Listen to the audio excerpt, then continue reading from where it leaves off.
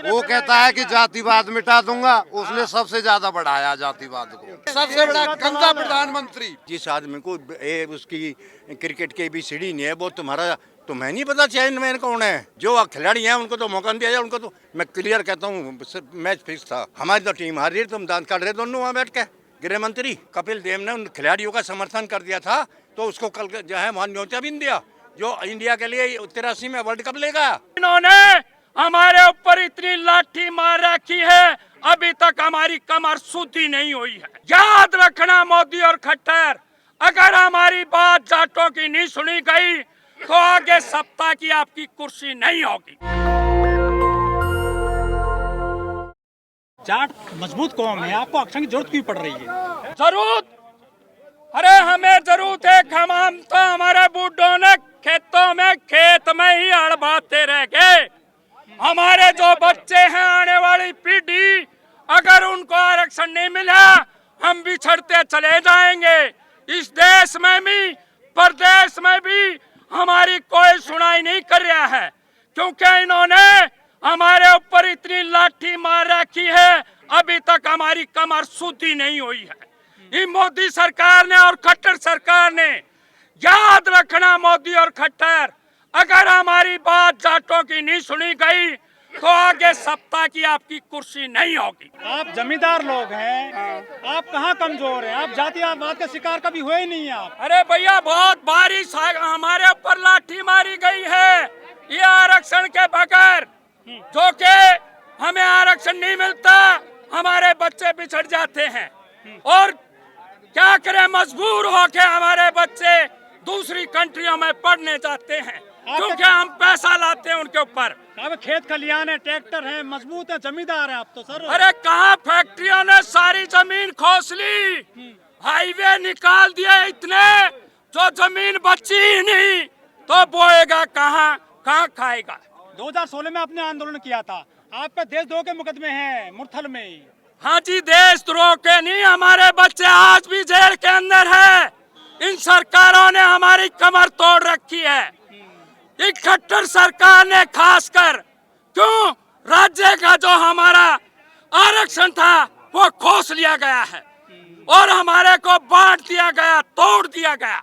CBI जांच चल रही है, आप पे 30 लोग मारे गए थे 2016 में जाट आंदोलन में। हाँ, आज की बात करो ना। अरे आज की बात कर, आज हमारे जो सारी धरती तो नेशनल उसमें रोडों में दे दी, फैक्ट्रियों में दे दी, हवाई अड्डों में दे दी, हमें छोड़ा कहाँ का है? हमें तो रोड पे लाके रख दिया है। तो आपको आरक्षण चाहिए? आरक्षण चाहिए, चाहिए, सबको मिल रहा। हमने कोई ऐसा गुनाह किया है? इस देश के अंदर 2 पाकिस्तान थे, 2 पाकिस्तान को बांग्लादेश बनाया, इन जाटों ने बनाया। 4 जाट हमारी वहां बिना वर्दी के लड़ी है। क्यों लड़ी है?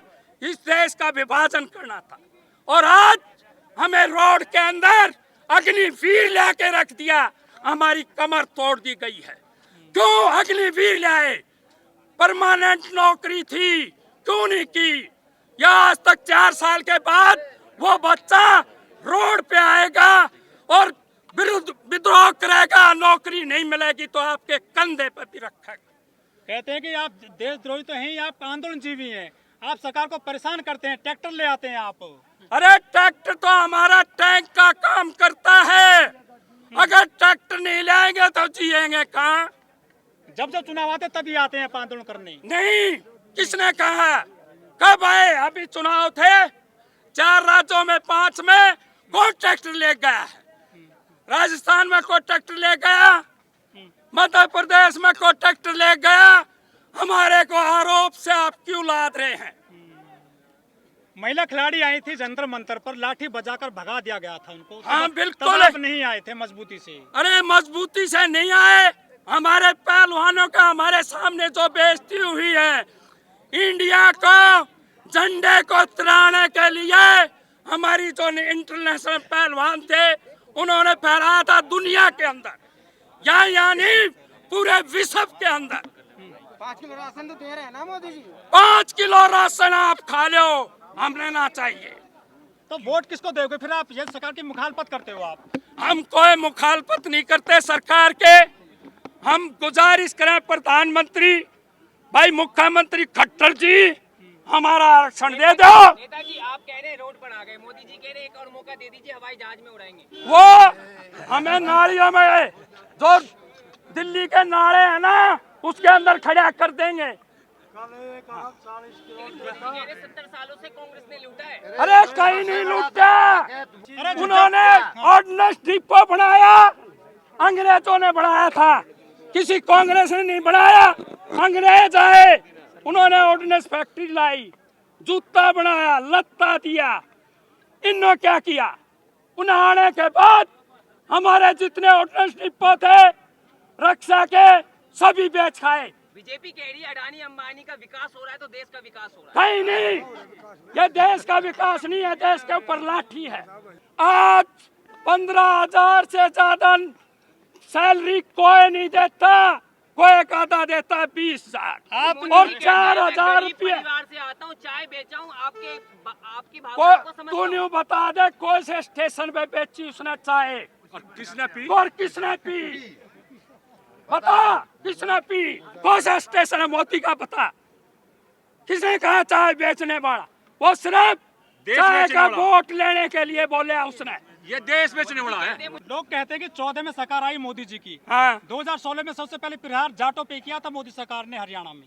बिल्कुल किया था, इसमें कोई दोहराए नहीं है। सरकार बनती जा रही है फिर भी बीजेपी की, बनेगी भाई, क्या करें? तो वजह क्या मानते हैं इसकी? इसकी वजह ईवीएम है, राष्ट्रपति उसका, गवर्नर उसका, भाई चुनाव आयोग उसका, वो जीतता है क्यों नहीं? चौटाला भी तो सरकार में है। वो वोटिंग मशीन उसकी। सबसे बड़ा जातिवाद फैलाया तो बीजेपी ने, मोदी जी ने फैलाया है। वो कहता है कि जातिवाद मिटा दूंगा, उसने सबसे ज्यादा बढ़ाया जातिवाद को। कैसे बढ़ाया जातिवाद? भाई हिंदू मुसलमान करता है और हरिजन जाट करता है, मतलब सब तरह के जाति जहाँ जैसा दिखता है उसी रंग को रंग दे देता है। इससे बड़ा नाटकबाज झूठा प्रधानमंत्री एक भी नहीं हुआ है, नहीं होगा। सबसे बड़ा पगड़ा, सबसे बड़ा घटिया, सबसे बड़ा फ्रॉड, बताओ, सबसे बड़ा गंदा प्रधानमंत्री। मोदी जी कहते हैं मैं ओबीसी वर्ग से आता हूँ इसलिए लोग गालियां अरे देते हैं। क्या करते हो यार, वही खुद सबको गाली देता है, जहाँ जैसी जात देखता है वैसे ही भाषण देता है। देश के लिए मोदी जी 18-18 घंटे तक काम कर रहे हैं। मेकअप करवा के, मेकअप करवा के जो आदमी काम करता है उसको मेकअप कराने की जरूरत है? उसके कपड़े देखे, काम करो ना। पब्लिक के लिए क्या काम है? एक काम बता दो, बेरोजगारी कितनी है? 1200 रुपये का सिलेंडर बेच कर लाओ, मैं दूँ आपको सारी चीज़ फ्री। जो सबसे गंदा आपका गेहूँ है, राशन है, वो दे रहे हो और क्या सिखा रहे हो? क्या अनपढ़ लोग हैं, और विशेषकर जहाँ तुम आए हो ये जाट कौम है, ये पढ़े लिखे हैं और अनपढ़ भी पढ़े लिखे जैसा होता है। बीजेपी कह रही ना महंगाई है, रोजगार सबको मिल गया। अगर आप कह रहे हैं, सुनो, आपने कह दिया कि बीजेपी यूँ कह रही है, बीजेपी तो कह रही है कि तो हम तो स्वर्ग में आ गए, वहाँ चांद पे बैठे, तो क्या आप मान लोगे? आप दिन भर को तो श्री राम बोलते हो, शाम को जाकर अगर बाप ने कह दिया बेटे एक गिलास पानी दे दो, बैठे रहे, तुझे पानी दे दो, ये है श्री राम। लेकिन मोदी जी उपलब्धियां गिना रहे हैं चुनाव में, कह रहे हैं कि अनाज दे दिया हमने। हाँ, आपने राशन दे दिया, बहुत अच्छी बात है। आप राशन कार्ड क्यों नहीं बना रहे? राशन कार्ड दे रहे हो, उसकी गिनती कहाँ है? आपने दे दिया ये 1 लाख क्विंटल, वहाँ लिख दिया 1 करोड़ क्विंटल। अरे यार 86,000 करोड़ वोट मिल गई उसको। हमारे देश की संख्या ही कितनी है? 125 करोड़ के आप जितनी जनसंख्या उसे टोटल सही क्यों नहीं बताते?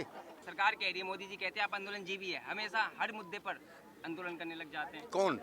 आप लोग। आप ये बताओ मुझे, अगर किसी बच्चे को दूध मिल जाएगा, उसकी माँ उसको सही देखभाल करेगी, सही टाइम पर उसको हर चीज़ मिल जाएगी, तो वो हल्ला क्यों मचाएगा? जवाब है आपके पास? हल्ला वो मचाएगा जिसकी पेट में भूख है, जिसका पेट जल रहा है। भाई साहब सब लोग हैं यहाँ से। अगर कल मेरे देश में वर्ल्ड कप हो रहा था, वर्ल्ड कप अगर हम जीतते तो किस आदमी को, कौन आदमी ऐसा था कि वो हिंदू या मुसलमान और वो खुश ना होता कि मेरा देश वर्ल्ड कप जीता? पनौती ने क्या करा? मोदी स्टेडियम में हुआ था सर। हाँ तो क्यों? टीम हार गई। अरे सुन तो, टीम हार गई। सुनो, जिस आदमी को इतनी तमीज नहीं कि किसी बिल्डिंग का या किसी चीज़ का जो नाम लिखा जाता है उसके मरने के बाद लिखा जाता है, आप जीते जी लिखवाते तो कहाँ है बुद्धि आपकी? क्यों हार गई? कौन हार गया?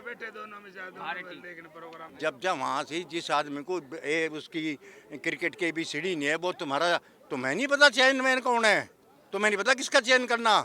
जो खिलाड़ी हैं उनको तो मौका नहीं दिया जाए, उनको तो क्यों भाई, ये वो जो सिराज था उसे पहले बॉलिंग क्यों नहीं दी गई? क्योंकि सिस्टम था, तुमको हरवाना था। मैं क्लियर कहता हूँ, मैच फिक्स था। वो टीम जो सबको हराती आ रही है, एकदम से ऐसे बैठ के जैसे बुढ़ी हो, क्या कर रहे हो तुम? पब्लिक सब समझती है, सब समझते हैं, और वो हंस रहे हैं। हमारे देश का प्रधान, हमारी टीम हार रही है, प्रधानमंत्री हंस रहा है। इसमें भी राजनीति है। तो आपको लगता है क्यों कि नहीं मैच फिक्स हुआ था पहले? सुनो एक मिनट, राजनीति क्यों नहीं है भाई?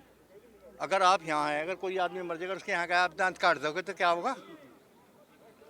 काट दोगे, क्या कहेंगे लोग? आपको मार नहीं सकते, लड़ नहीं सकते, नहीं तो कहेंगे ये बदतमीज है, किसी का तो आदमी मर गया।